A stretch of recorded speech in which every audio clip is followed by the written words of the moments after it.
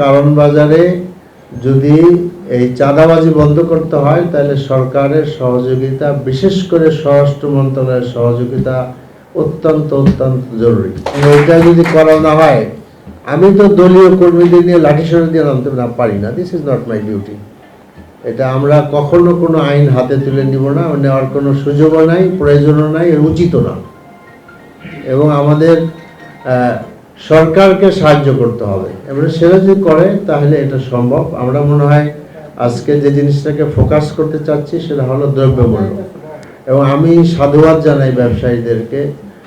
এটা যেমন ঠিক যে ব্যবসায়ীদের অনেক বদনাম আছে, এটাও ঠিক। কারণ বাজারে সব জিনিস কম দামে পাওয়া যায়, এটা কিন্তু বাস্তব। এবং এখানে অনেকে আসে, আমি নিজেও আসি, অনেক জিনিস আমরা কিছুটা কম দামে কেনার জন্য। মোরওভার আমাদের ব্যবসায়ী ভাইদেরকে আমি আবারও অন্তঃস্থল থেকে ধন্যবাদ জানাই। অনেক সময় কালকে এখানে কাটিয়েছি, আমি আরও কয়েকবার আসছি, ভবিষ্যতে আসবো ইনশাল্লাহ। ওনারা যে সাড়াটা দিলেন এটাকে আমি সাধুবাদ জানাই। তো ইনশাল্লাহ আমরা আপনাদেরকে পৌঁছাবো যে হোয়াট ইজ হোয়াট, যাতে করে আপনারা বুঝতে পারেন এবং বলতে পারেন।